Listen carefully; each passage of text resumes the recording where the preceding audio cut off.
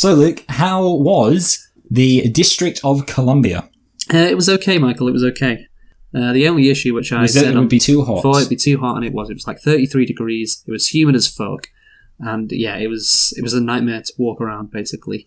But I did see some cool stuff. Let me tell you, Michael. I mean, have you ever been to Washington? Isn't it ironic that it was hot and you saw some cool stuff? I've never actually been to the States. Oh wow! Well, I'll tell you what. You know how loser, eh? the founding fathers of America, they based America off Rome. Yeah, Cicero. Yeah, and all that.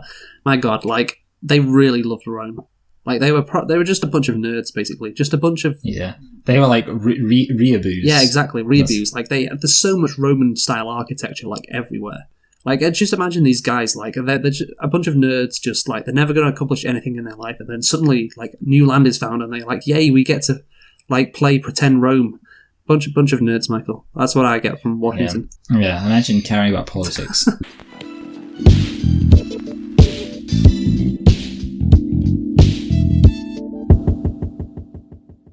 Hello and welcome to Select and Reflect, the movie review podcast where we look at films that have come out relatively recently at the cinema and see if they still hold up upon a second watch. I'm your host Michael, and I'm joined as always by my co-host Luke, and this week we are looking at a film which I'm going to guess was released 20 years ago. Yep. Is that right? Yep. Notting Hill, a classic rom-com. And Luke, wait and tell us a thing or two about it. Sure thing, Michael. Notting Hill, So yeah, you're right. We have to do at least one rom-com a year because it's in the contract. No, I just think we try to do all genre of films, so I think this is the genre of film. Especially porno. Apart from pornos, yeah. So this is probably the genre of film we like the least. But anyway, it is a classic, so we are doing it. And as you say, 20 years old, and we are doing it at this particular time because of the Notting Hill Festival, which hopefully, if you get your upload schedule back on track, it will be uploaded on one of the 2 days that the Notting Hill Festival is going on. Yep. So there you go. Anyway, Notting Hill, the movie. It's a 1999 romantic comedy film directed by Roger Mitchell. The screenplay was written by Richard Curtis, who was the author of 4 Weddings and a Funeral, which obviously... Hold on, does that mean it was a book? 4 Weddings and a Funeral? I assume so. Well, it just says on the Wikipedia page it's a film, but author does imply it's a book. But anyway, obviously, 4 Weddings and a Funeral, another British rom-com starring Hugh Grant. So that is the sequel to that movie. The film stars Julia Roberts, Hugh Grant, Rhys Ifans, Emma Chambers, Tim McInerney, Gina McKee, and Hugh Bonneville. It was released on the 21st of May 1999 in the United Kingdom and 1 week later in the United States. And Michael, can you tell me the budget for Notting Hill? 7 million? 42. Let's not forget, Michael, they are getting one of the biggest movie stars in the world, Anna Scott, in this movie. That's true, yeah. Have you ever noticed how she kind of looks like the wife from I was going to make that joke later. Well done. That's great. There you go. Anyway, the box office, Michael. How much did this movie make out of the box office? 7 million. No, I don't know yet. I mean, how much... it is a classic, but at the same time, how many people go to see rom-coms? I feel like rom-coms are one of those things you watch with the gals on the sofa while you're eating some chocolates. So it's not really something you watch, go to the cinema to watch. But I'll assume it made, 140 million. So, Michael, you are partially correct with your analysis. It is a movie that you go and see with the gals, and you do eat chocolate while seeing it. But you don't sit on the sofa while you do it. You sit at the movie sit in the cinema. Yeah, exactly. Because this movie made a whopping 300... I like how you... fucking... when you revealed it was going to be whopping, that was enough to shock me. Okay. I didn't even need you to tell me how whopping it was. I just was shocked to find out it would be whopping as well. I see. This movie made a whopping... Oh, you didn't do it then? Okay. A whopping phoenix. A whopping $364 million at the box office. Wow, that's almost $1 million per day of the year. They were so close, and it didn't quite get there. How embarrassing for them. Good counting. Quick maths. Yeah, quick 2 plus 2 is 4. Minus 1, that's 3. Quick maths. Yeah, that's obviously... what was that guy called who did that? Roadman Shack. Was he from Notting Hill? Maybe. That sounds... I mean, that would be... Yeah, why not? I almost feel like he might actually not even be from London, but... Oh, right, okay. Anyway, so, Notting Hill, Michael. Did you like this movie? It's from Croydon. It's a fun film. I guess I had fun watching it. I enjoyed myself while watching it. So yes, I did. What about you? You hated it. I mean, here's the thing. Like, I don't like romantic comedies, but I will say it's one of the better romantic comedies I've seen. But I still can't say I liked it. Yeah. All right. Okay. Well, we'll have lots of fun talking about how much you hate this film in a mo. But no matter how much we film, you're a bit rusty there. We always have nitpicks. Yeah. It's been a while because of your holiday. We always have nitpicks. How many nitpicks do you have? I haven't checked actually. Let me just see. I think I have 4. No, you only have 3. I have 9. What? Well, things I honestly think I could have had more. Like if I was really going for it, I think I could have got more. Fuck me, man. 9. Okay. I mean, you better go through yours quickly. Well, yeah. I mean, maybe you've got some of my notes. Yeah, so if you do yours, yeah. Anyway, so my first nitpick. So Julia Roberts, and I'm just going to refer to her throughout the movie as Julia Roberts. Yeah, that's fine. Yeah. Like I kind of kept forgetting her name, and it was especially weird because she used so many alii. Yeah. So Julia Roberts can just walk around everywhere on the London street casually, despite being the world's biggest movie star, apparently. And so here's the thing, like she... Are you saying that women shouldn't have a right to walk around? At the beginning of the movie, she's wearing sunglasses, right? It's like, yeah, whatever. I mean, I could probably recognise, like, I don't know, who's a big movie star nowadays? Leonardo DiCaprio, I guess, with sunglasses. I could still recognise him, like, if he was wearing some, but... You know, whatever. I'll let it pass. But then later on in the movie, she's just casually walking down the street with Hugh Grant. Isn't wearing any sunglasses, and people are just walking past her. So, yeah, I'm not buying that. Next up, how did that video of Julia Roberts posing nude just get out then? Well, in the movie, she said she's been dealing with the press for 10 years. So she's been a big star for at least, let's say, like 3 or 4. Like, one of the biggest in the world. You know, being modest. So, wouldn't that get released like as soon as she became big? Like it's quite coincidence that it gets released right when she's in London visiting Hugh Grant and just a random time in her career. You know, that seems a bit unusual. Yeah, and this was back before the fappening. Yes, it was. Does Hugh Grant not stop? Okay, yeah. This is a nitpick which I just started reading and I'm reminding myself what I nitpicked, and it just makes me mad because of how stupid this fucking scene was. So it's when I think I might know. So it's when I feel like this is the one we agree. Yeah, Hugh Grant doesn't stop Julia Roberts when she goes to open the door with all the press outside. Yep. And so there's a number of things I've got with a problem with in this scene, all rolled into one. Firstly, how can Hugh Grant not hear the press from the outside? Like, surely, you know, you'd hear a lot of people talking, and he'd be like, "Wait, why are there a bunch of people outside my house?" And you know, maybe go and look out the window or something. Maybe that's something you would do. Same for Julia Roberts, by the way. But my biggest problem with this is, why does Julia Roberts go to open the door? She's half naked. She's a fucking movie star. What a weird thing for her to do. She said the press has been at it for 10 years. Maybe, I don't know, you'd be a bit wise to not go. Are you saying that she deserves it? Are you saying that you're victim blaming? That's what I'm hearing. I don't think I'm victim blaming. All I'm saying is it's an incredibly stupid thing to do when you're literally not wearing anything apart from a shirt. So you just, I mean, would you? Now you're slut shaming too. Think about it. Even if she wasn't a big movie star, would she do that? Just open the door, just wearing a shirt? No. I'm guessing not. So why do that then? It's crazy. And I really just thought that scene was just so lazy and deserved to be trashed. Oh, that was kind of a good rhyme. You said it's crazy, and I just thought that scene was so lazy. Oh. You know, a man of many talents, what can I say? Anyway, what are your fucking 9 nitpicks? All right, okay, so there's 8 now. All right. Number 1, just sell other kind of books. It's very clear that like people don't want to buy travel books. I mean, at my library, there's a section for travel books, but you know what? They have other books there too. Seems like it would help their business a lot. On that note, they spend too much money on beverages and food, which is like something I can't believe you're fucking doing this, man. I can't believe it. Happens You have 9 in every film. You have 9 nitpicks. It happens in every film. People talk about like how they're strapped for cash, and then they're always just eating out. But then it gets even worse because he orders 2.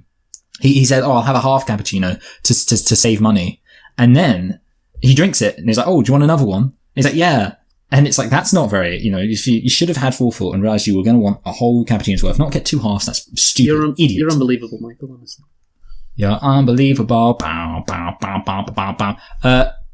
Okay, this is a cliche. I never usually do cliches, but I had to do it. Character reflects on an awkward remark out loud after the person leaves cliche. So, I keep wanting to call him Tom Cruise. Hugh Grant says like, "It's so surreal but lovely," and then she leaves and he's like, "Oh, what a stupid thing to say." No, I'm so charmingly befuddled. It's surreal but nice, Michael. Surreal but nice. Okay, sorry. Well, why are two grown men watching a rom-com together as their movie night? He's like, "Oh, we're gonna." This Welsh guy who doesn't seem very in touch with his feminine side is like, "Hey, I got a movie tonight. Oh, if it's for our movie tonight, we're going to watch it." And they're watching what seems to be a rom-com. I mean, and what's especially bizarre about this is that she makes other films too, and yet the film they're watching is one where, I mean, obviously, you know, lots of films have romantic elements, but this very romantic scene seemed to be a rom-com. And it would have been funnier if he was having all these romantic thoughts while she wasn't in a rom-com. Like maybe she was in some kind of schlocky action film. And then that would have been so much more logical. But yeah, it doesn't make, basically, my main thing is it doesn't make sense to remember to watch rom-com. He's shaving, but there's no beard visible beneath the shaving cream. You can actually like just see like bits where there's holes and he's like clean shaven already. So why is he shaving? Okay. She would have been better off. Okay, this one's, obviously I got your one about him not making an effort to stop going through the door. And also I was thinking to myself, it would have actually been better for her if she would have stayed. Because by leaving, it makes it look like a one-night stand. If she would have just stayed, suddenly it would have been like, hey, you know, well, I guess she's just in a relationship. And then people can't really comment on that as much as it doesn't look as bad for her image. It just is like, oh, she's in a relationship. As opposed to, and obviously, people shouldn't be judged for this, but if she just leaves and never sees him again, it's like, oh, she spent the night with some English guy, banged him, got some of that English dick, and then left. Some of that English dick. Now, okay, this one's... this one. Okay, they're at the Ritz Hotel. It's a road. They are... on the left side of the road, of course, and the Ritz Hotel's on the right side of the road. They veer into oncoming traffic to get, you know, to the perpendicular road and end up on the left side of the road with the hotel on the right side of the road. They don't change their position. He veers into oncoming traffic, and in both cases, Hugh Grant has to do the exact same thing, which is get out of the car, cross the road, and then enter the Ritz Hotel. They don't get any closer by doing that thing, and it was so confusing to me that they were doing that. It was like, oh no, what are we going to do? Oh, I'll veer into oncoming traffic to literally end up in the exact situation that they were in before. I don't understand it. Finally, why did everyone else laugh at the Horse and Hounds line? That was a callback. And everyone's like, he was like, oh, the readers of Horse and Hounds will be thrilled. And I was like, ha ha ha. I remember when he said he was part of Horse and Hounds. How silly. Maybe the Horse and Hounds is just a giant joke. It's like, you know, in Have I Got News for You, when they do the like weird publications for their missing word round. Oh yeah. Yeah, that's what Horse and Hounds is like. Anyway, so do you want to tell us about the plot, Luke? Sure thing, Michael. Or did you already? Okay, no, you didn't. So yeah, we are done with the nitpicks. Now it's time to get onto the plot of Notting Hill. So the story is of a romance between a London bookseller, played by Hugh Grant, and a famous American actress, played by Julia Roberts. I imagine that was a very hard role for her to get into, who happens into his shop. So yeah, basically, Hugh Grant owns a bookstore, Julia Roberts walks in, they manage to form a relationship together, and then it goes wrong, and then it goes right, and as in then every romantic comedy, everything ends up happily ever after. What about 50 Shades of Grey? I mean, I'm not sure that's romance, really. You're right, Yeah. you're right. Yeah, The comedy I bit, disagree. certainly, yeah, but not the romance part. Yeah. Yeah, I have a thought. So it's basically an all-in-one thing. 3-in-1, like God.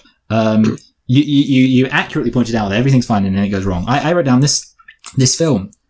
It hits us with the triple second act, because it's like, oh, everything's great, and then it goes bad, and then it goes great, and then it goes bad, and then it goes great, and then it goes bad. So I had some thoughts. Number one. Well, shall we just talk about the premise first, Michael? The premise. Yes, the premise. Exactly. That's where everyone should start talking about plots. The premise. Yes. Okay, so... Which is... Well, I'm just talking about how it's unique, I think. Like, romantic comedies, like we've said before, or like I've said before, I don't like. I generally find them quite dull. But at least this one, the premise is interesting. And now, how they meet is poorly done, and we'll talk about that in a bit, but I think, to be honest, more like poorly dumb. Yes. I overall, I kind of say, yeah, I like the premise. If somebody pitched that to me, and this movie hadn't been made, yeah, I would lean back in my chair and go, huh, yeah, I like that. What do you say? I would also say, yeah, I like that. But yeah, I mean, that's kind of how these romantic comedies work, though. Usually, people say like that. Yeah, a lot of them do start off with like these ideas that people have. Like, I don't know, I can't think of any others, but I'm sure that they all have these ideas. But yeah, and I mean, this one, I mean, I don't know how like original. I mean, the premise is basically just. I mean, the only thing that's unique about the premise really is that she's a film star, and I suppose you could say that. Like, that's not, I mean, that's just something that happens in real life, I think. Like, film stars date normal people, but then I guess it doesn't happen as, all the time, so... Richard Curtis says he got the idea from somebody's friend. No, sorry, Hugh Grant said that Richard Curtis got the idea from one of Richard Curtis's friends. So, it's clearly, maybe it's not something that just happens commonly. But obviously, if you're making a movie out of it, you got to think, oh, that's interesting. And yeah, I agree. I guess every romantic comedy, to make it like slightly different, it can't just be boy meets girl. Like like While You Were Sleeping, which is about a woman who has a crush on a guy, and then that guy gets injured and falls into a coma, and she comes with him. And when the parents show up, she inexplicably decides to identify herself as his girlfriend, and then lives for the duration of the film as though she's in a relationship with him when she's not really, thus culminating in the guy waking up to find out that while he was sleeping, she had been masquerading as his girlfriend. But the twist is, while she's masquerading as his girlfriend, she falls in love with his brother. Really? Yeah. And she marries. That sounds an awful lot like The Big Sick. You mean The Big Lebowski? No, The Big Sick. It came out in 2017. I haven't seen that swap film. The genders around. And apart from the bit about the brother falling in love. Fuck. Oh. That's actually really similar. I thought you were just... Oh, so you're saying The Big Sick stole it? Well, no, because I think The Big Sick is based on Kumail Nanjiani's actual life. So you're saying that Kumail Nanjiani's actual life stole from the film While You Were Sleeping? Well, when did While You Were Sleeping come out? While you were... I feel like it was the early 2000s. Oh, wait, apparently it's 1995. Oh, wow. So yeah, he definitely stole it from... Yeah, wow. So yeah, I mean, we did obviously a rom-com last year, Sleepless in Seattle. That was boring. It was boring, but again, the premise was, it's kind of different. I think obviously when Harry Met Sally, the OG rom-com, like you can't just have boy and girl, or, they know each other. I think everyone after that has to have some sort of twist, and this is the twist. And I kind of like the twist because it doesn't feel stupid, and it's like, it can, obviously, they are from two different worlds, and you can sort of compare each world. And I think that's kind of interesting, which we'll talk about later on. But I just want to say how they actually meet. Like I said before, it's poorly done. So firstly, Julia Roberts, she walks into the bookstore. Okay, fair enough. Like she wants to buy a book in Turkey. No real reason for this. Perhaps she could be filming a movie in Turkey next, maybe. That's why she wants to buy it. Maybe it's Thanksgiving coming up and she wants to get Turkey. Fantastic. So yeah, I don't really mind that, but whatever. So then Hugh Grant, afterwards, literally bumps into her in the middle of the street. And that's how they properly meet, him and her going back to his house. And that's just so lazy. Like, couldn't you have done something better than that?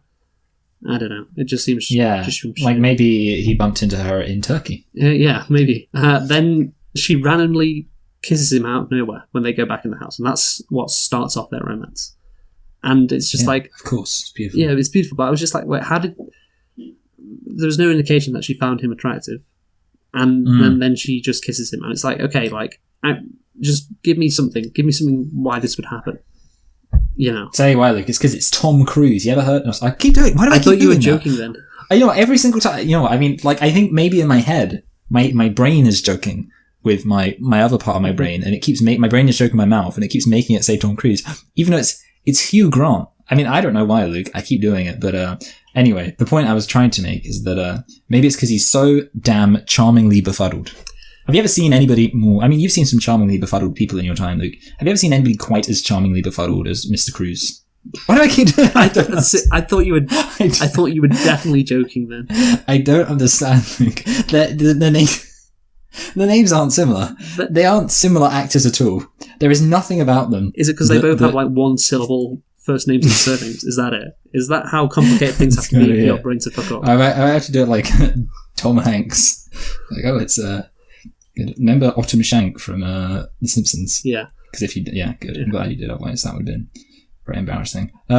Anyway, continue. So she kisses him. She doesn't have a reason to kiss him. You're right, Luke. Yeah, so I just think it's, like I said before, it's lazy. Like, you could at least try and do something which isn't just, random things happen. I don't know. Like, it seems like this is a pretty crucial part of your movie, and you just, like, spend 5 minutes. Oh, they bump into each other on the street. Oh, she randomly kisses him. There you go, done. It's over. Yeah. Yeah. Anyway, so now let's get on to the actual plot of the movie. Obviously, the idea, like I said before, is they're from two different worlds. They fall in love gradually, of course. But I do have a problem with what Hugh Grant says at the beginning of the movie. Is it that he narrates too much? Is that your problem? No, it is not. He does. It is pointless narration again to start off the movie. But the thing is, like, he says there's 1,000,000 miles between the two of them. But Hugh Grant, he does live a very nice... But you can clearly see them in the same room. That's great. He lives in a very nice neighbourhood in London. He is upper middle class. He is quite attractive, and as you have said many times, charmingly befuddled, which apparently... It would have been better, might I suggest, if it was Roadman Jack. Yeah. So, yeah, again, I guess Hugh Grant is very much liked by American women. That's his appeal.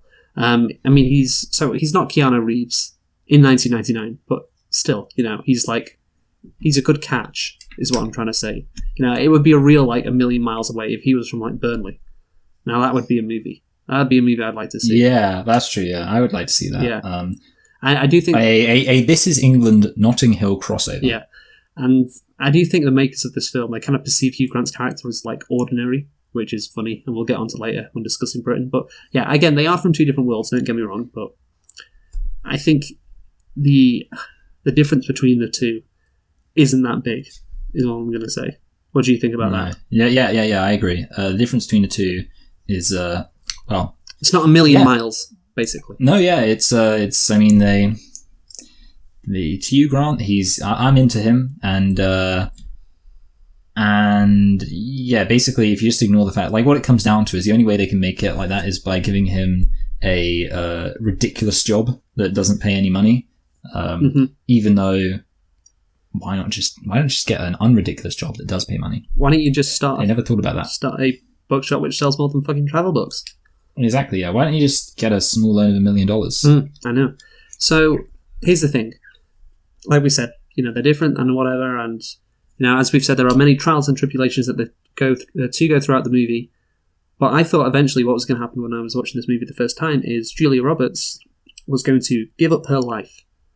So she was going to fall in love with Hugh Grant, and You're describing the episode The Simpsons when Ned Flanders falls in love with the movie star, and then she wants him to come to LA with him, but Ned Flanders doesn't want to because he's a conservative bigot. So she instead agrees to stay with him and live in small town America until for some reason he leaves her, and I can't remember why. Yeah, I was going to say something as well. What year did that come out? I think it must have been in the Renaissance era. No, not the Renaissance era. The Purgatory era. Ned dates famous because it's important. Because if Notting Hill came out before, then we can't say they would have copied The Simpsons. No, yeah, I think Notting Hill. Notting Hill came out before. I think it was probably intended to be a homage, as it were. It was inspired by. That's it was inspired by. I'm not sure. Look at her tits. I'm not sure because Ned Flanders is a completely different type of character to Hugh Grant, so I don't think so. But but they're both kind of nerdy. Yeah, maybe. I mean, here's the thing. I think that's the route that they should have gone down. So Julia Roberts, gives up her life. With an extremely religious guy. Yeah. I do like, so the fantasy all of a sudden just ends for Hugh Grant when he discovers Alec Baldwin. I do like that. He opens the door and suddenly, he realizes, oh shit, I am in. I've been living like a dream, like you said before. You're in deep doo-doo this time, Jar Jar. You know what? Using the deep doo-doo. I'm going to reference the Phantom Menace later on in this talk. Good. So yeah. Is it that Alec Baldwin is the Phantom Menace? Maybe. He's the menace throughout the film. Anyway. Yeah. And so essentially, I think he needs to be a bit more depressed as well, Hugh Grant. Emily Mortimer, that date, it should go wrong and show that he's unhappy. But it doesn't really show that he's broken up that much about. I mean, he says it, but it doesn't really show that he's broken up about Julia Roberts leaving. But anyway, Julia Roberts then she comes back to him, has a horrid time with the press, as we said before, it's executed poorly, but whatever. And this is the scene which I thought it was going to change direction and go where I thought it was going to go. So she says the press are the worst and says, like, anytime anyone writes anything about me, they'll dig up these photos. Obviously related to the photos that I've just taken of her. But I was thinking, Hugh Grant... What were you going to say? I was just trying to predict what you just say. She then realizes, but I feel like you were going to say Hugh Grant encourages her to realize that that's why she shouldn't be a famous person. Hugh Grant should just say, well, don't read it then. Actually, no, he should stumble a bit first and go, well, I've been wanting to say that. It's so hard to say. Well, don't read it. He'd have to say the phrase "I don't suppose" at some point, or else it wouldn't be true Hugh Grant, or as I like to call it, True Grant. I didn't want to bag this up, but I don't suppose that you could just not read it. See your way to quite possibly some way or other coming to not read it. Okay, so that's the Hugh Grant impressions out of the way. That's peak Hugh. Yeah, it's a clear indication, I guess. What he'd be saying is that if you remove yourself from this world, you can be happy. Just like don't read the newspapers, don't bother. Like you've already got millions in the bank, But he doesn't say that. She ain't got no money in the bank, and he just says, "Well, yes," or something. He doesn't fight his case or make that point. And so he doesn't fight the power. And that's the thing, like he realizes he can't live in her world, does Hugh Grant. And I like that. I think it's a good reason for a conflict that has to happen in these romantic movies. Like he's not Alec Baldwin. By the way, do you think Alec Baldwin is actually playing Alec Baldwin? Do you think he's I meant was to be wondering Alec that. No. I'm sure there is a scene where somebody says his name is like Fred or something. Someone's like, what about you and Fred? Are you doing okay with old Freddy boy? And she's like, I don't fucking know. Why aren't you bloody asking? What do I look like? He's fucking keeper. Yeah, he's called Jeff King, apparently.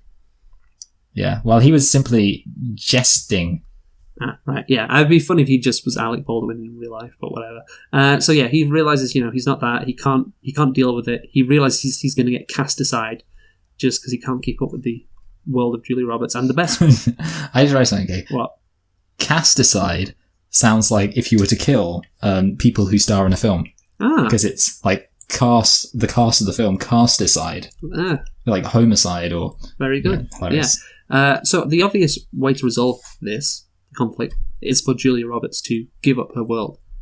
And maybe, she does that, as the last scene implies, when she's just laying on Hugh Grant's lap and obviously she's pregnant, but it's not laid out that way. The press conference that she gives, she doesn't say anything about giving up being a movie star in Hollywood.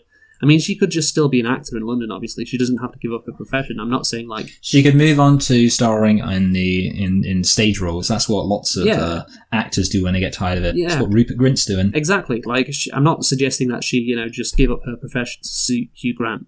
Because, what was the last movie she was starring in? Was it... What? Oh, wait. What, in the context of the film? Yes, in the context of the film, yes. Sorry, yeah, for some reason I thought you were talking about Julia Roberts. I was going to be like, a pretty woman. But then, no. What was it called? Like, what's the word for it?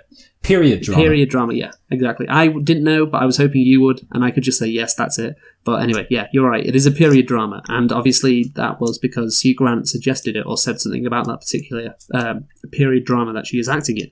So yeah, well, I think the idea was it was something like the writer was called Henry Collins or something, and she said, and so that was it. I don't think that's the name of the film. I think it's that's the screenwriter, and who it was a screenwriter or author or something like that. Yes. Yeah. So anyway, who might actually exist. So yeah, again, that's right there. It's something that you could play off of. It's like, oh, she just is happy in London doing stage plays. She wants to move on from shitty blockbusters that talk about like the Pentagon and Black Star and space and all that. Like, she just wants to do stage plays in London, and that would be a nice end to the movie. It would resolve the conflict. Henry James. There we go, Henry James. But instead, yeah, she doesn't appear to give up her job or whatever, which is a shame. So, yeah, I thought that was where the movie was going, giving her life, but it doesn't, and it just kind of doesn't go in any direction at all. It's just like Hugh Grant accepts that he needs to give it a shot with Julia Roberts. He accepts that he was wrong to reject her, and so then they're together again. And that's it. So, yeah. Was an American-British author regarded as a key transitional figure between literary realism and literary modernism? Nobody cares about John Henry, Michael. His name is Henry James. Okay. Nobody cares. This is just like me and Tom Cruise. I can't even get his name right. That's how little people care about him, okay? The point is, Michael, they had a good opportunity to solve this movie's conflict and solve it well, but they didn't. They just kind of let it just, like I said, go in no direction at all. And it was, quite disappointing. And I don't know why they didn't do that. It would have made sense. But all in all, a very disappointing ending to the movie. Because they were going to end up together. It's just a question of how. And again, it seems like it's such a lazy way. Like, Hugh Grant realises, oh, I made a mistake. Not even, nothing happens. He's just like, I bagged it up. She's going to end up with Richard Gere at the end of the movie. I thought she'd end up with that self-centered billionaire. Oh, God. I thought... Did we reference this last time in Sleepless in Seattle? Yeah, probably. I think we have to reference that episode of The Simpsons every single time. Every single time we do a rom-com, obviously. Yes. Anyway, so... I had a question. Okay, go on. What do you think about the brownie game? Oh, wow. Yeah. I don't know. I think it would have been better if they made some special brownies. The brownie game, I think it'd be interesting. I think, there'd be no point in playing it at university, would there? Yeah. I was just thinking, it was kind of like a weird thing because it was awkward. And I was looking, I was thinking, you know what, it's a strange thing to happen. Well, it's British people, the whole thing about self-deprecation, and that's, one of our... Self-defecation. One of our quirks. So, obviously we talk about how shit our life is. But obviously the reason why we wouldn't be able to do it at university is because Dills would win every time, wouldn't he?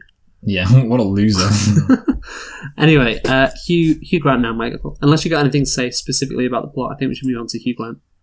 I wanted to talk about kind of the ambling nature of the things that go wrong. I don't know where you were going to put that. So the three talk about this main now, things. All right, okay, so everything's going fine until he finds out that she has a boyfriend, which is a very strange thing to go wrong in a relationship, because it's the reason why it was strange to me is it was not really clear what Julia Roberts' perspective on it was. Was she, because obviously Alec Baldwin was kind of written a bit of a dickhead. Yeah. But then she seemed to just be well, I guess I got a boyfriend, so can't see you. And it's so what was the deal with any of that? Yeah, I was going to talk about that later in her character. Yeah. Okay, yeah. So it was very strange, okay. Yeah, we can probably expand it later. And then everything's everything kind of calms down again. And then suddenly you get this whole thing, which we've already spoken about, with the press appearing, and she gets really angry about that. And then she leaves again. So that's that. And then you get he sits down he goes to see her again after 6 months or something ridiculous like that. And actually, no, is it 6 months before the first one? No, I don't know. There was 6 months somewhere. And then he overhears her talking to somebody, and she's ooh, fuck that dickhead. And then he's oh no, she said fuck that dickhead. I'll leave now, which was weird. Well, first of all, when it happens, you're oh, are they really gonna do another things are gonna go wrong again thing? Are they really gonna do that? But then also, she kind of just dismisses it. It's very strange that it even happens, because it's she hears it, and then he hears it, and he's okay, I'm gonna go. And then later on, they talk about it. She's hey, you said that I wasn't anybody important to this guy. And she's well, I didn't think I was going to tell some bozo about my personal life, did you? And he's oh yeah. And it was so strange that it didn't even have any consequence. But I don't know, yeah. All of just in total, the kind of every single time something went wrong, it just felt confusing. Yeah, and there was too much of it. Yeah, I know. It's just there are several times when Julia Roberts just says something quite cavalier. Maybe that's not the right word. Dismissive. Castigatory. Of Hugh Grant. And it's when she goes to his house, and obviously the press come and, things go wrong there, she gets on the phone and, calls her agent or whatever and says, oh, the plan didn't work. And so that implies, her meeting with Hugh Grant was just a plan. Yeah. And it's instead of something she actually wanted to do. And yeah, I guess, that could just be her, talking because she's angry or whatever. But yeah, it does seem like there's quite a few times throughout the movie where she is dismissive of Hugh Grant. But then again, maybe she is just trying to play her cards close to her chest, which is understandable given that she's a fucking, the highest paid actress, whatever, in the world. She doesn't want people knowing her business.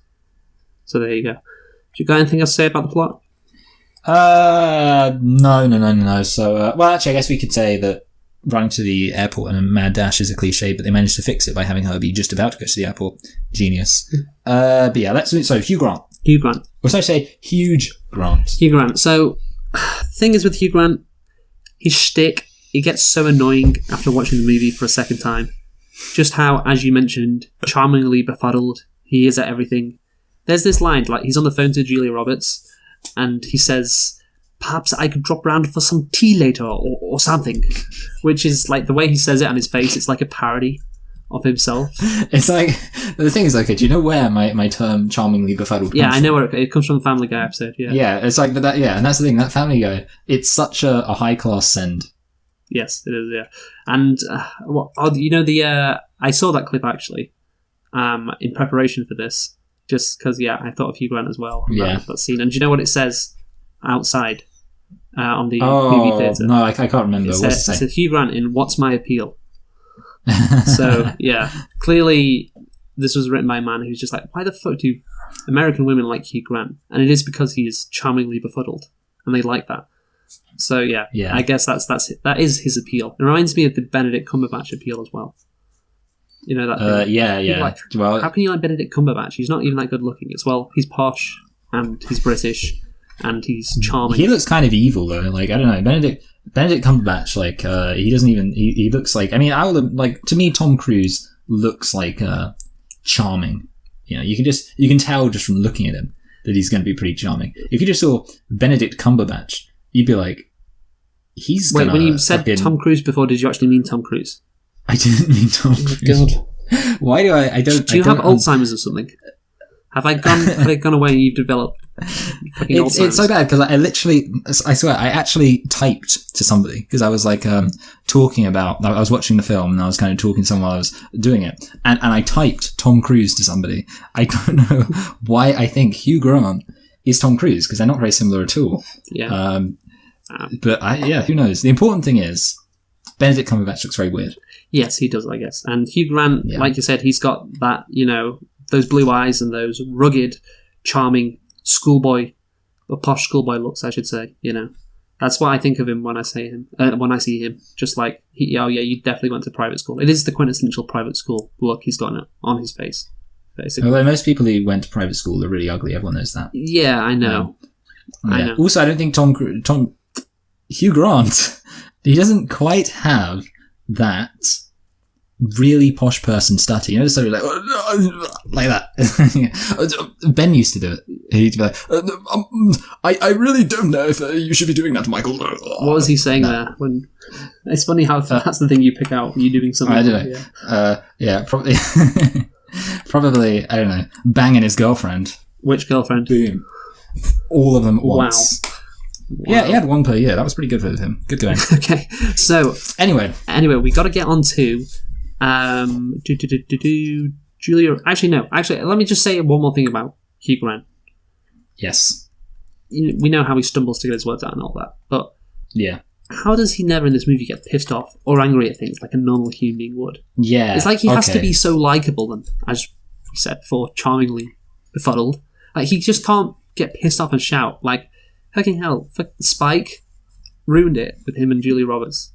Yeah, and he's just like, well, I guess that's just what's going to have happened now. It's just one of those things, So I did want to bring that up when we actually get into Julia Roberts, because I think Julia Roberts, I would be very angry at her. Okay. I'd just straight up, not want anything to do with her. I'd say, listen here, young lady. I will have nothing to do with you. And obviously they couldn't have had that because then people would have been scared because of the force of those words. So he instead had to be a cuck. Yes. Also, his life... He was basically, what they should have had a scene where he sticks around. Alec Baldwin's like, hey, watch me bang my wife, my girlfriend. And he's like, okay, I suppose I'll write about it in Horse and Hound magazine. And then... And then Alec Baldwin's just slamming into Julia Roberts, and he's like, "Oh my! I suppose this is nice but surreal." And that would have summed up Hugh Grant's character. Oh God! Wow, you can paint a picture better than anyone, Michael. Thank you. Well done. Also, his life, Hugh Grant. It does seem a bit mundane. You know, he lives in a nice area, but his wife left him, his business is doing awful, and he has no future really in that. And he has seemingly punished himself by picking the worst roommate imaginable. But the movie doesn't focus on the fact that Julia Roberts could like give him the spark back in his life that he needs. Yeah. So like it should be like finally. You mean like American Beauty? Yeah. Finally, he has a new zest for life, but it doesn't focus on that. It's like, oh well, he's lost Julia Roberts now. Oh bagger. Well, I guess he'll just continue having a normal life then. Things didn't work out. Oh well. But it should really hit him harder than it does, I think. And you know, it's kind of Don Tootin. Kind of if that did happen, it'd be like, oh, look at how much Julia Roberts means to him. And obviously, that would just the whole point of the rom-com is, you know, there's two people fall in love, and you know, it means more if he's even more reliant on Julia Roberts. But yeah, it does seem like he's a bit unhappy, he's a bit down in the dumps, but you know, he just soldiers on, and you know, he walks through various seasons like. You know, Notting Hill can change so much in a day. I didn't realise that. But yeah. There isn't any sunshine when she isn't present. Yes, wow. Talk about on the nose, man. Talk about on the fucking nose. Although, to be fair, wasn't it? I mean, actually, what were the 2 seasons? Were either of them summer? No, it was all 4, wasn't it? All 4 seasons. Well, hold on. That would make sense, though, because he said that he'd been 6 months. He was like, oh, it's been 6 months. And obviously, it couldn't really be all 4 seasons if it was 6 months. I don't fucking know, Michael. All right. It's not how seasons work, Luke. Okay. Anyway, I think, that's Hugh Grant. I think overall, he does his shtick and it's annoying and we can mock it all we like. And but at the end of the day, he's Hugh Grant and we're not. I love that. Perhaps I could drop around for tea later. Oh, it's fucking great. And obviously his character is just, not realistic at all. Yeah. And obviously, his character isn't that three-dimensional either. You know, it's... I think if he had some more character development, that would be good. But that's it for Hugh Grant. I think we should get onto Julia Roberts now, Michael. Yeah, more like Julia Roberts. So this is where I was going to make the joke of Julia Roberts. She's playing herself just like she did in Ocean's 12. Yeah, there we go. That's the laugh I was expecting. Okay, good. Very good. Yeah, jolly good. Yeah. So this movie does focus on how hard her life is at being a movie star. You know, the stupid press stuff. The vicious press stuff, including the video, and all the surgery she had, and all the men talking about her, saying she's a slut. You know, obviously, it's meant to earn her sympathy, which, you know, is... Yeah. So she can get that pussy pass. Yes, so she can get that pussy pass, so she can be likeable. Obviously, Hugh Grant's likeable because he's just so charmingly befuddled.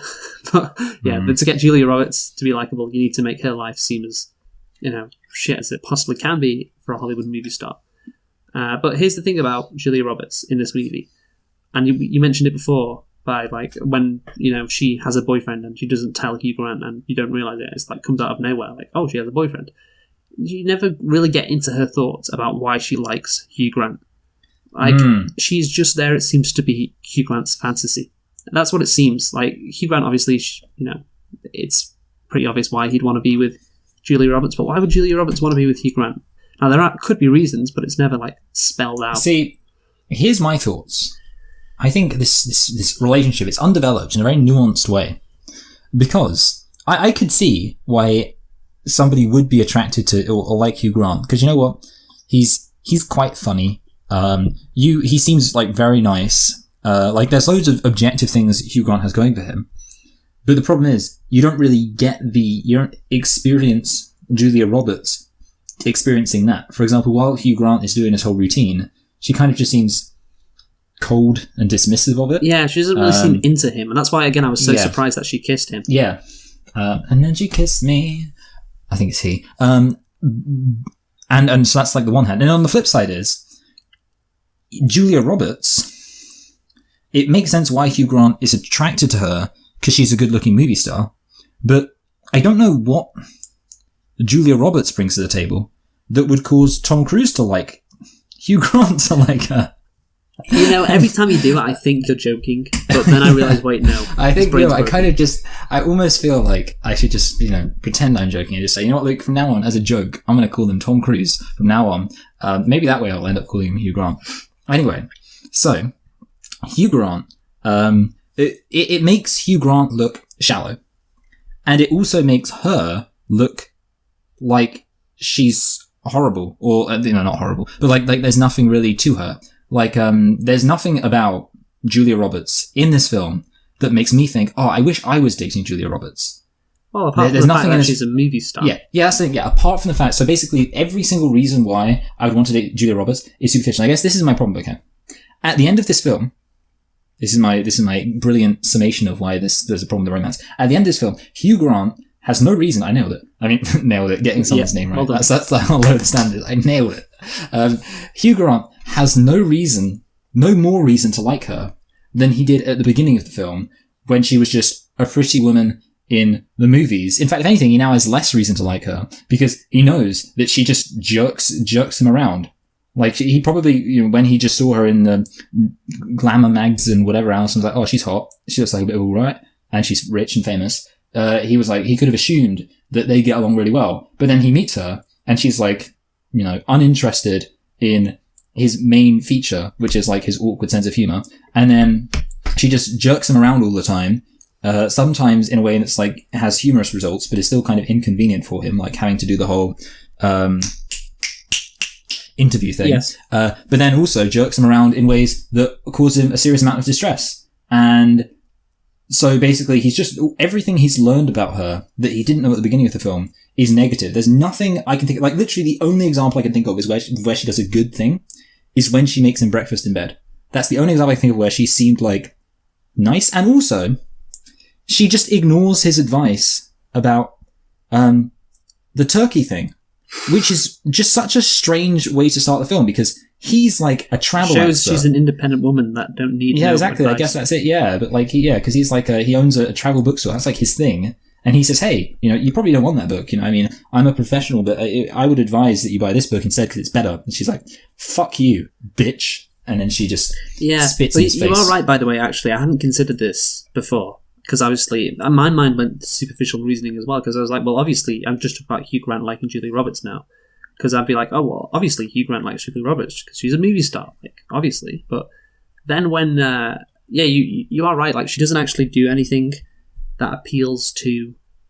It's like if you were dating Kristen Stewart. Yeah, it's like, you'd have to like her as well. And maybe there's no, like... There's no... It does... That's why I do say it feels superficial, because there doesn't seem like there's anything really there. Like, when fucking... He's in the restaurant at the end wondering whether he should go and, accept Julia Roberts' offer, and he's, sitting around with all his friends, and he's like, should I... I've made a ruddy, great, bloody big mistake, haven't I? Oh, back it up. And it was fucking Spike, the Welsh guy, that comes in and says, oh, you've just... I can't do the accent, fuck it. It's basically, a trick is to do Indian, and just say it's Welsh. So it's like, oh, you did it, did you? Oh, good golly gosh, I can't believe you did that, boyo. Basically, it's Indian, but then you put boyo on the end. Hello there, I come from Mumbai, boyo. Basically, he says the line, you've just turned down Anna Scott, like that. That is the line that makes him think, oh, bagger. And so, again, that's a superficial reason. It's like, oh, wow, it's Anna Scott, she's the dream girl. It's fucking, obviously, it's Julia Roberts. It's like, if someone said that back in 1999, oh, it's Julia Roberts, wow, you can't turn her down. You'd be I guess I can't because it's Julia Roberts. But again, there needs to be... Well, there doesn't need to be, I guess, but it would make the movie better if there was something actually there. Like, Hugh Grant was talking about how she was so funny, how she lightened up his day, how, she was so sweet, and he's never met anyone like her before. Some cheesy stuff like that. But at least, it would actually be a bit of substance. Yeah, you know what, Luke? You kind of nailed it there. Because, basically the reason is, it's not like the thing she's done... Or on a more fundamental level, who she is. The stated reason, the impetus for why he realizes he's made a mistake is that somebody just states her identity. Yes. Somebody just says, and then the other thing is, he basically says like, oh, and she was saying that she wanted, like everyone's like, oh, and she did want to be in a relationship with you. So it's like, she is who she is and she wants to be with him. And that's why. It's like, how can he turn that down? Yeah. So it's just not great. It's not great. Wise. Yeah, and that's why I said before about Julia Roberts. She does seem like she's just meant to be there for Hugh Grant's fantasy, really. Like, she, again, there's no real, like you were saying before, there's nothing really that she does that makes it seem like she wants to be with Hugh Grant either. So yeah, it just seems very superficial, and there isn't anything there really at all, which is a shame. So I guess for a rom-com, I get the plot, not bad, but the actual romance itself, not good, which is not really how you think a rom-com would go. It'd be like, okay, at least you get the romance part right, But I don't think they Yeah. even did that right. So there you go. Yeah, it's just what a dweeb, eh? Damn shame. So anyway, yeah, we've talked about the plot. We've talked about Hugh Grant. We've talked about Julia Roberts. We've talked about the romance in general. But now I think we should talk about Notting Hill, the actual place where this movie is set. Yeah. So, I thought... Not to be confused with Nottingham. Yes. I thought that things would be focused around Notting Hill more than what it actually was in the movie. Yeah, they just couldn't come up with a name. Obviously, yeah, the title, like you said, is Notting Hill. However, it's not really the case. This movie could be set in Kensington or any other... And it would be called Kensington. Yeah, any one of the other London boroughs in West London. Croydon. Or Croydon. Oh, West London. Or Hackney. Actually, that reminds me of... have you heard about Taylor Swift's new single, London Boy? No, actually. She released Why is Taylor Swift so awful? I don't know. She released an album today, and one of the songs is called London Boy, and it's just like the most hilarious lyrics about, oh, I want to be with you, London boy, going into a pub, watching rugby with your mates, just stuff like that. And then one of the lines is, take me to Hackney. That's beautiful. Does she know what Hackney is? Yeah, to be fair, it's every woman's dream. What about, though, Fergie's classic, London Bridge? I don't know that. How come every time you come around my London Bridge want to go down? What does that mean? Who knows? Who knows? Yeah, that's why she's one of the great artists of the 21st century. She's Fergalicious. Yes. So, okay, back to Notting Hill. There's a bit at the start of the movie about the hustle and bustle of Notting Hill and its charm, but there's nothing apart from that, is there? Like, I thought this movie would focus on the uniqueness of Notting Hill, the vibrancy, the culture, and obviously the festival, which is why we are doing this film right now. Like, it's weird. It's like Notting Hill, what's it famous for? The festival. And I thought before I watched this movie, oh, sure, it's going to have some sort of link to the festival in it. Like, Julia Roberts is going to be wowed by Notting Hill and she's going to fall in love with the place and she's going to love the festival. It would be like Coco, but instead of the Day of the Dead celebration, it would be Notting Hill. Precisely, yeah. But yeah, there's none of that. It's like not the most famous thing in Notting Hill, the thing that Notting Hill is known for, and you name your movie after Notting Hill, and you don't even have the festival or any mention of it in the movie. That's crazy. Which gets into the next bit I was going to talk about, which is diversity. So, so this is just from Wikipedia. The film was criticised for failing to reflect the demographic of the area. Now, as you know, Michael, Notting Hill Festival, if anyone doesn't know about the festival, it does... Well, it's vibrant. It's like a carnival. It is like a carnival. A Brazilian carnival. Yes, featuring many different cultures, many different skin colours, really showing off Notting Hill as this diverse place. That's its brand. And so to have a film that does not feature any black faces apart from a security guard, that's it. Yeah. Is there any more? I can't think of any. I don't know. Maybe nobody else. Everyone is as white as fucking mayonnaise.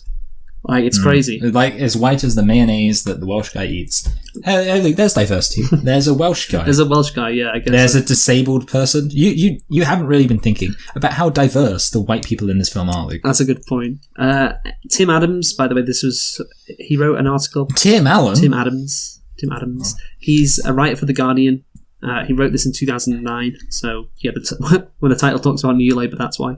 So I'm just going to read you the title. He said, a shiny, happy place, relaxed about the filthy rich, insatiable in its optimism, in love with happy endings, and a very new Labour. Welcome to Curtis Land. And so Curtis Land obviously is a reference to the fact that Richard Curtis, who wrote the screenplay for this movie, Richard Curtis's star rose with Tony Blair and the buzz of Cool Britannia. But on the eve of his new film, The Boat That Rocked, which came out in 2009, New Labour sinks beneath the waves. Tim Adams wonders if Curtis is sinking with it. He says in the article, only Curtis could write a movie about Notting Hill, London's most diverse borough, and not feature a single black face in it. Yeah, it would have been better if everyone was in blackface. Yeah, it's kind of damning. So if you want to read the full article, it's actually really good and talks about how, yeah, it's very New Labour-esque, this movie, which I kind of got that vibe from. It's got that, like he says, like... It's got people being accused of being anti-Semites. Yeah. No, that's That's modern Labour. I'm talking about New Labour, 1997 Oh, sorry, to yeah. 2010. Well, I was thinking about how the people who are accusing Corbyn of being anti-Semite are fond of the. Oh, I that was see. kind of my logic, but I you know what, Luke? I'll just accept that it was a stupid. I don't know. comment. Well, that's kind of everyone who's accusing him. Yeah, it's true. Yeah. So yeah, it is right though. It's like it's optimistic. Everyone's coming together. It has happy endings. It's relaxed, and that it does kind of and obviously the era that it's set in 1999 does feel New Labour-esque in that regard. So obviously that article by Tim Adams details that more. But yeah, it is crazy. Like not a single black person in this movie apart from the security guard for Notting Hill. That's wild. What you watch this movie and you forget black people exist in London. Like Taylor Swift, if she were to watch this movie, and then if she changed the lyrics and said "Take me to Notting Hill," she would be very surprised about Notting Hill. That's true. Yeah, it doesn't look like England anymore, does it? No, it's like living in a foreign country. It's these days. If you say you're English, they'll arrest you and they'll put you in prison. Yeah. Anyway, so that's Notting Hill and the lack of diversity, and Richard Curtis and his vision of how things look. But now I want to talk about how Britain is portrayed, or London. Yes, whatever. I have a question for you, Luke. Okay. Because I was thinking to myself, is this film a fantasy for British men, or is it a fantasy for American women? Well, because when you think about it, women are the ones who watch rom-coms, which means, in other words, it's women watching this, and they must be thinking to themselves, I wish I could date a handsome British man who lives in a townhouse in London. Yeah, so I'm going to talk about how Britain is portrayed now, and basically, how Britain is portrayed is kind of like how London is portrayed, because American movies, or back then anyway, they just treat like Britain as London, like as it should be. Yeah, there's nothing outside of London. No, I'm not technically from London, but home counties we count. Yeah, kind of. Like Britain is London, and that's it. So basically, everyone in Britain, all rich, white, of course. Hugh Grant is friends with bankers and eats guinea fowl. I've never seen a guinea fowl in my life, Michael. I don't even know what one is, and they're eating it. So basically, the point I'm making is these people are like portrayed as ordinary British people. And obviously, as the point I'm trying to make is they are not ordinary. So I think all films about Britain, like marketed to America in this time, are like this. Like they're set in West London, everyone has posh accents and nice houses, and Hugh Grant's friends with a chef who was an architect who sets up a restaurant in the middle of London. He's got friends called Bernie and Martin. And Bernie! Yeah, it's just very unrealistic, basically. A portrayal of London life and British life as well. Peter Bradshaw from The Guardian as well said, the Notting Hill locations were a shrewd move. They were classy, elegant and picturesque. Loud and clear, they said London to American multiplex audiences, without being cliched, yet allowing access to familiar tourist landmarks as well. So essentially what he's saying is the reason why London was pictured as this was, to sell it to American audiences. Yeah, that sounds reasonable. A fantasy to these audiences, and obviously you said before that American women fantasize about Hugh Grant or whatever. American women! They fantasize about, this location in Notting Hill. And this very unrealistic version of Britain and Notting Hill and London. Yeah.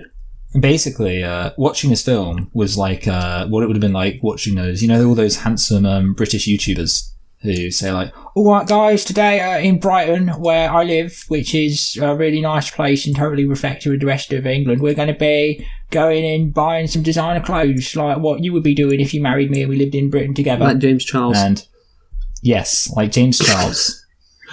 I was thinking my example was actually Alfie Days. Do you know Alfie Days? No, I don't. Do you know Zoella? Yes, I do. Okay, so Alfie Days is Zoella's maybe even husband, but definitely boyfriend. He's basically, I don't know, I feel like he is pretty much peak people vicariously imagining that they have a British boyfriend. So they like to watch Zoella and think, oh, imagine if I was Zoella. And then they like to watch Alfie Days and be like, oh, imagine if I was doing all these things with Alfie Days. Mm-hmm, yeah. So I just want to read another article, or part of an article, from a guy called Tom Brook, who again, he wrote this in 1999 as well. And you'll see why. Do you remember which movie I was going to reference later? Oh, sorry, earlier. What was it? I can't remember. What was it? I said I was going to reference this movie later on, and this movie... you know what, I'll just read. Huckleberry Finn. I'll just read. Notting Hill, so this is Tim Brooks' article. Notting Hill has such a manufactured feel, providing a charming but nonetheless sweetened, unrealistic view of London life and British eccentricity.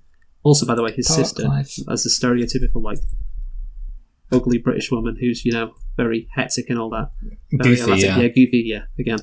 Just such a stereotype for Americans. The film's success could spawn copycats shaped by producers who believe the only way a British film can triumph is by adopting a Notting Hill Hollywood sheen. That would be a shame. With Notting Hill and I fucking can't get it out. With Notting Hill and the Phantom Menace commercial Oh, yeah. and marketing imperatives seem to have got the upper hand. Both films have shining moments. Didn't think you were going to compare The Phantom Menace to Notting Hill, did you, today, Michael? No. Both films have shining moments, but both could have been so much better if the producers and creators cared less about money, marketing, and box office, and focused instead on creating authentic human stories that inspire. And the reason why he talks about Phantom Menace is because it was released on the same weekend as Notting Hill. How about that? Oh, they did very well for themselves then. Yeah, no, they did. Like, I can imagine, the women went to see Notting Hill and the men went to see Phantom Menace. Yeah. All the people who went to see Phantom Menace, their girlfriends went to see Notting Hill. Lol. Yeah. They don't have Exactly, girlfriends. yeah. Losers. That was the joke, yes. That's the joke. So, yeah, what do you think of that, Michael? Do you think Notting Hill and the Phantom Menace are the same? Well, I think that they both show a ridiculous version of love. So, remember... That's Attack of the you look Clones. so- Oh, yeah, well, actually, what I was thinking, the line I was particularly thinking of actually was in Revenge of the Sith, the you look so beautiful. That's because I'm so in love. No, it's because I am so in love with you. So love has blinded you? Classic. I was figuring I'd head over tomorrow and fix up the baby's room. Aw. Yeah, I mean, they're both just definitely the same. Yeah, well, basically, the argument is that you're sacrificing, I guess, the... I don't know, in Star Wars case, because Star Wars has never been about reality and realism. It's always been kind of about marketing, but anyway, certainly in the Notting Hill case, you're sacrificing, I guess, authenticity, what real Britain is like, what real London is like, to sell this version which, is unrealistic, but American audiences will like it and they'll lap it up. And as you say, this is a movie made for American audiences, even though it's set in Britain with a British director and British screenwriter, Hugh Grant. Because obviously, why the hell is Julia Roberts in this movie? Yeah. It's because it's to appeal to an American audience. So that's why. So again, I think we need, without talking about this movie, we have to mention how cynical it is as well, and how calculating it is. And that is something that I don't think, when people talk about Notting Hill, well, obviously, Alex, he loved Notting Hill.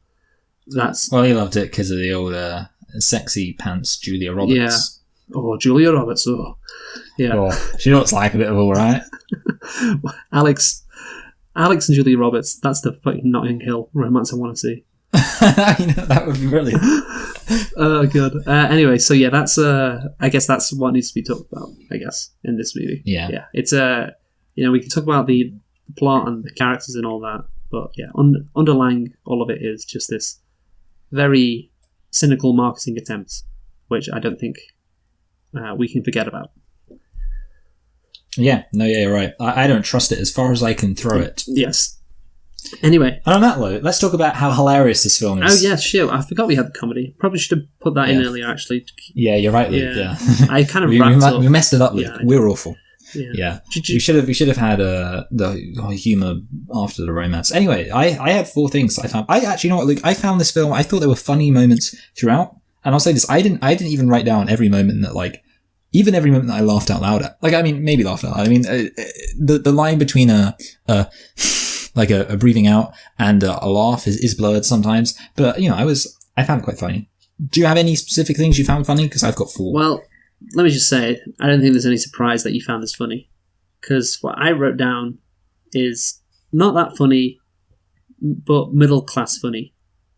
So what on earth are you implying about my sense of humour, Lucas? Yeah, it's a very middle class humour. Very I liked the coalition between 2020 and 2015 kind of humour. That was very... You know what, Luke? What we needed was balance. And the best way to achieve that, because people... You know what? The Conservatives, okay? Nobody's saying that the poor should get poorer. But you know what? A rising tide raises all ships. Yes. and they're good for the economy, and it's all very well taxing and spending, but there's no magic money tree. I was just about to mention that phrase. Yes, it was like, I do care about poverty, but the fact is there's just no magic money tree, and we have to fix the roof while it's broken. Yes. Exactly, yes.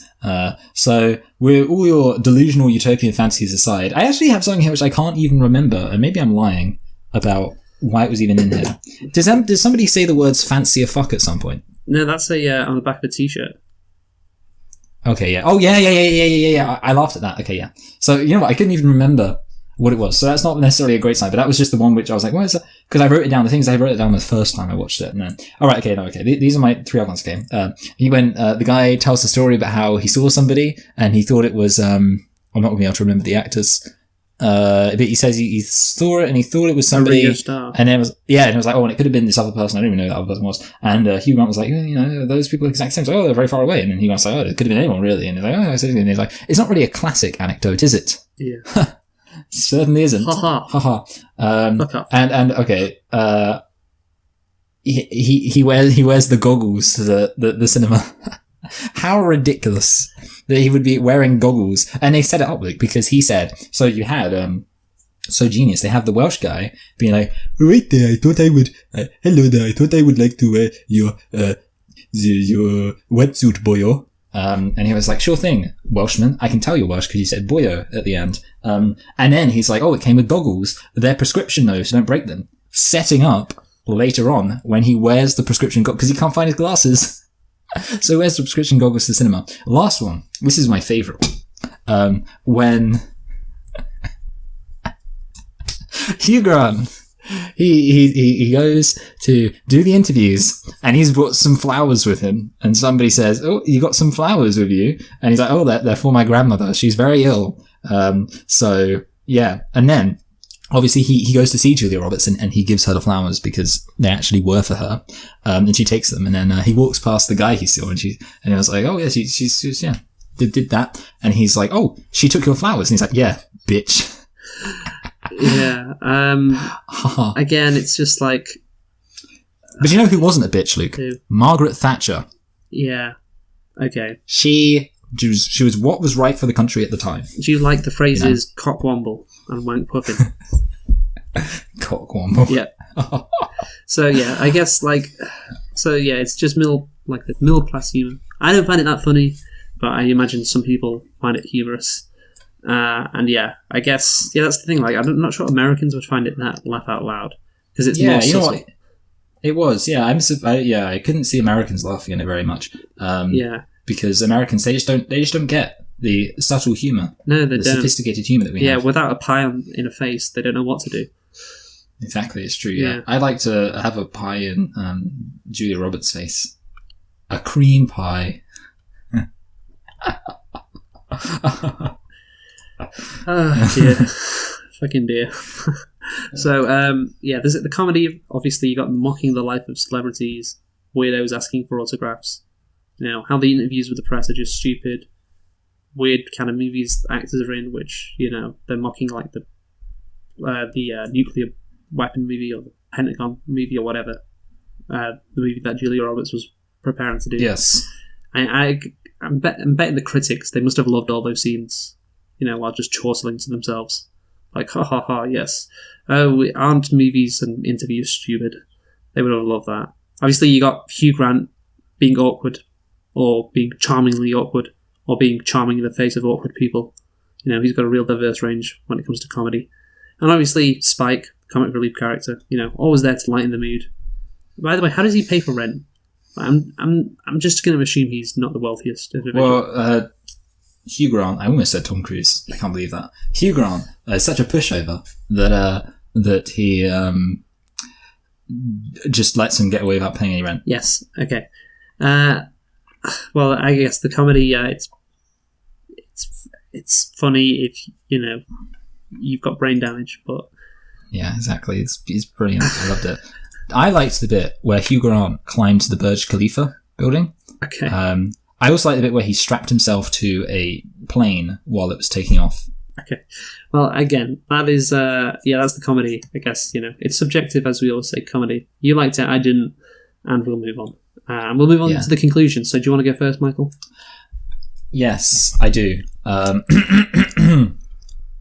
This film, it was okay. Let's start with the plot. So the plot was kind of Why are you saying it frustrating. like this? Please tell me there's a reason.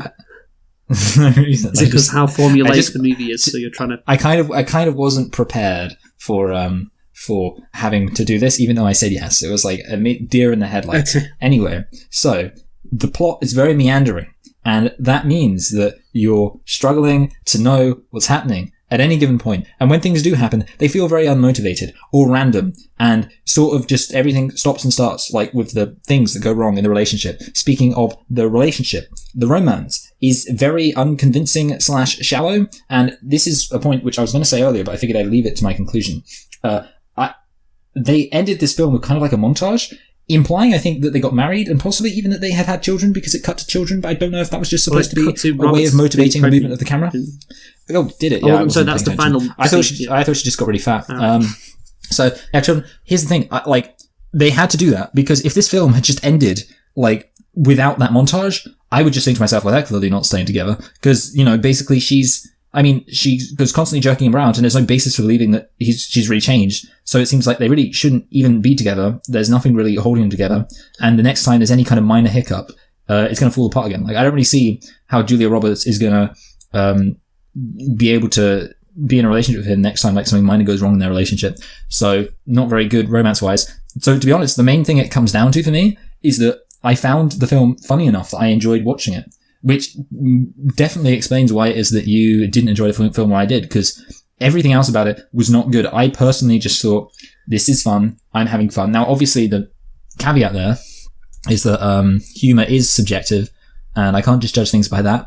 So, I'm going to say, I'm thinking actually probably around Sleepless in Seattle, above Sleepless in Seattle.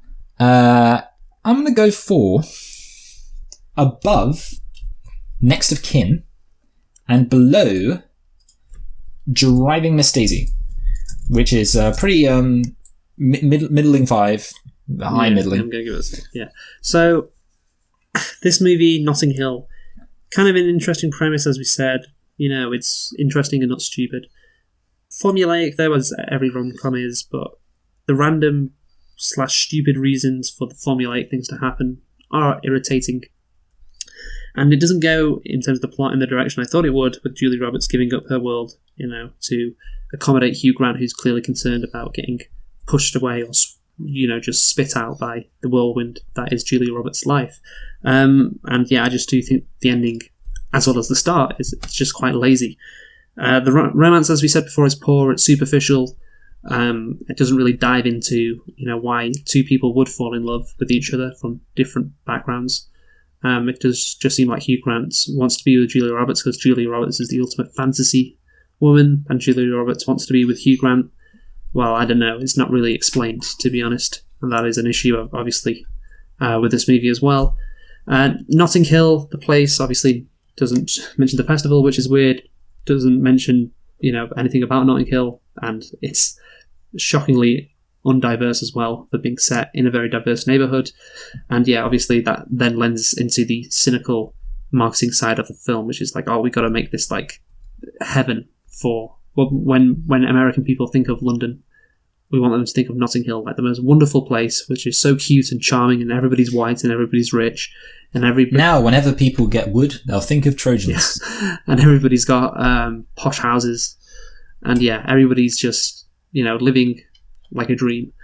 And of course that is not how London or Britain in fact is. So yeah, and the comedy, again, I didn't find it funny. So with all of that, I think, yeah, it's an average rom-com, below average movie. So 5.5 out of 10, just slightly higher than I gave Sleepless in Seattle. And I'm doing that because Sleepless in Seattle just annoyed me more. Yeah, Sleepless in Seattle was very boring. Yeah, it was boring. It was annoying. So yeah, this is... Honestly, I don't really remember much of Sleepless in Seattle apart from being boring. Like, I actually don't really remember what happens in the plot apart from it being about, like... I remember they try and meet on a tower. I remember that happens. Yeah. And I remember that he listens to a radio show, or maybe... No. He calls into a radio show called Sleepless in Seattle. And that... No, he's given the name Sleepless in Seattle. Oh yeah. Because he calls into a radio is show. Yeah.